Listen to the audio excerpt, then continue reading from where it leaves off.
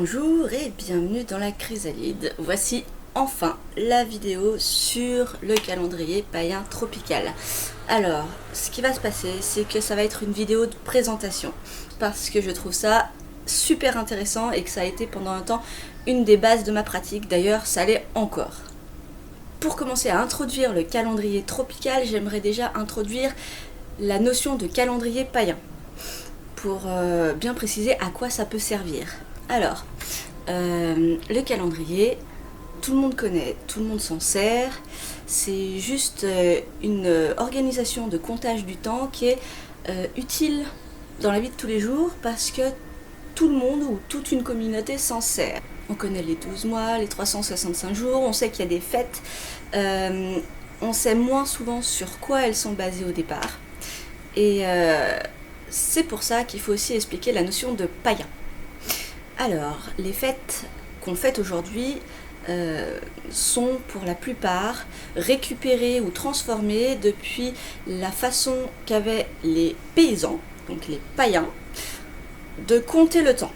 Et les païens, les paysans, dont je fais partie, comptent le temps en saison, productives ou non, et de quelle façon elles sont productives, et qu'est-ce qu'on fait pour survivre ou pour mettre de côté de la nourriture. Donc, nos paysans, pendant le printemps, ils ont vu que les plantes commencent à pousser, donc ils commencent à semer.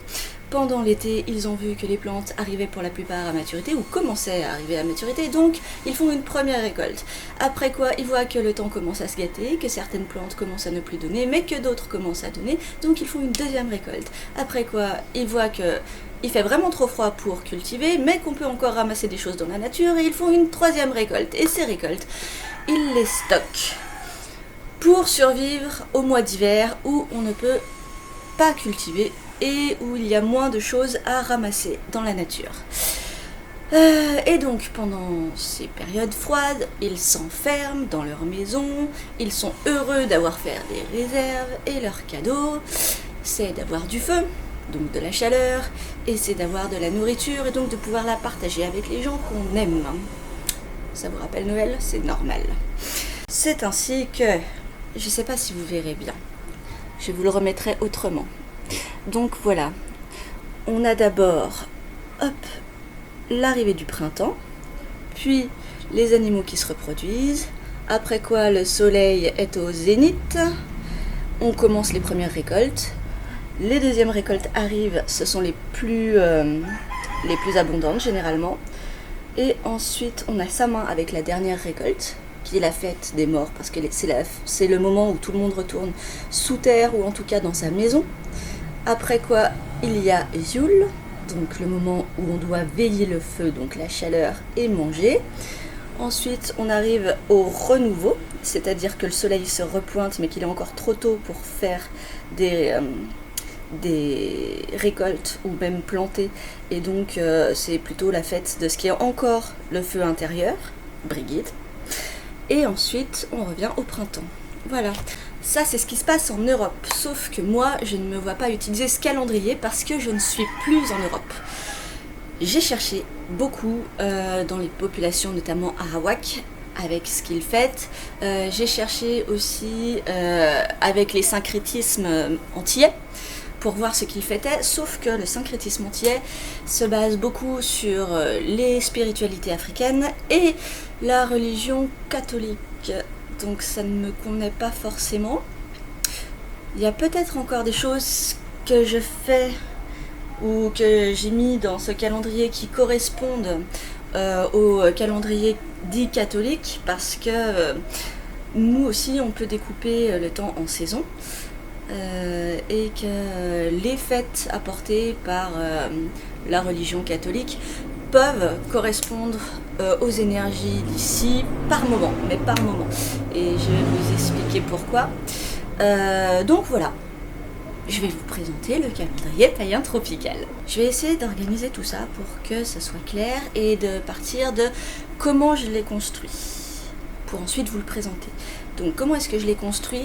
C'est que je voulais qu'il corresponde aux saisons d'ici, parce que les saisons, d'après moi, influence grandement la façon dont on se comporte par le fait d'avoir ou non du soleil, le fait d'avoir ou non certains légumes ou fruits, voire d'avoir des légumes ou des fruits. Donc j'ai fait ça d'abord en rapport avec les saisons et ensuite en rapport avec les éléments. Parce que j'adore utiliser les éléments. Je vais inclure par ici ou par là une image de ma page de recherche. Et vous verrez que j'ai en fait choisi les 4 éléments et choisi les mois qui y correspondaient. J'ai fait en sorte que les mois d'eau se suivent, les mois de feu se suivent, etc. Et j'ai fait ça de façon à ce que ça puisse correspondre aux saisons ici. Alors, on va peut-être parler aussi des saisons ici. Parlons des saisons martiniquaises. Ok. Alors, ici, le temps se découpe non pas en printemps, été, automne, hiver, mais en saison sèche, saison des pluies et intersaison. Donc, la saison sèche, c'est ce qu'on appelle le carême, parce que ça tombe au moment du carême chrétien. C'est une saison, comme son nom l'indique, avec peu de précipitations, mais qui suit l'intersaison dite fraîche, donc où la chaleur n'est pas étouffante. D'autant plus que le taux d'humidité n'est pas encore suffisamment élevé pour que la chaleur devienne étouffante. La saison complètement à l'opposé dans le calendrier, c'est la saison des pluies. Et la saison des pluies contient aussi la saison cyclonique. Et entre ces deux saisons, il y a les intersaisons. Et les intersaisons sont sur les moments où ce sont les solstices d'été et d'hiver. Ce que j'ai fait, c'est que j'ai essayé de faire correspondre les mois de feu, les mois d'eau, les mois d'air et les mois de terre à ce qui se passe vraiment durant les saisons ici au tropique. Du coup, j'ai forcément mis les mois de feu durant le carême et durant l'intersaison qui suit le carême. Après quoi, j'ai mis les mois d'eau qui tombent jusqu'à la mi-hivernage, la mi-saison des pluies. Et ensuite, j'ai mis l'air parce que l'eau est suivie par la saison des cyclones et des ondes tropicales. Et ensuite, j'ai mis la terre parce que l'intersaison fraîche entre la saison des pluies et le carême, c'est celle où c'est le plus vert ici. Je ne prétends pas que c'est autre chose que ma vision individuelle. Et je pense que c'est très bien de chacun pouvoir faire son calendrier qui correspond vraiment au plus proche de ce que vous faites dans vos vies et de ce que vous voulez fêter, de ce que vous ressentez des énergies des saisons et de comment l'extérieur et la nature vous imprègnent et vous donnent envie de faire certaines choses plutôt que d'autres. C'est forcément très individuel, même s'il y a des ressemblances parce qu'on vit tous sur la même planète. Ensuite, ce que j'ai fait, c'est que pour chaque mois, en fonction de l'élément du mois, je lui ai associé un symbole qui est local. Donc par exemple ici, on a un volcan qui s'appelle la montagne Pelée, ou la Pelée, que j'adore, elle est magnifique. Ce que j'ai fait, c'est que, vous l'avez vu sur Instagram, j'ai partagé cette image, c'est que, hop, j'ai fait un dessin de la représentation du symbole, des symboles, parce que vous voyez ici, il y a aussi une petite chauve-souris.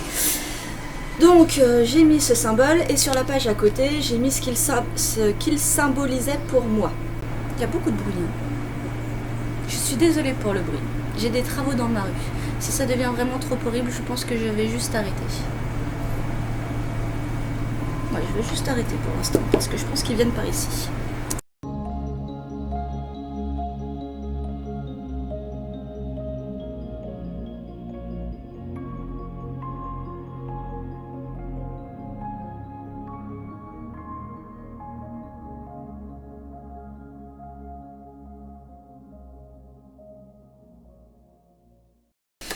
Je referai faire ça. D'autant plus que le taux d'humidité n'est pas encore... D'autant plus que le... J'ai des cheveux partout. Bien. Heureusement que je le fais sur l'ordinateur, comme ça je pourrais découper tout ce qui va pas.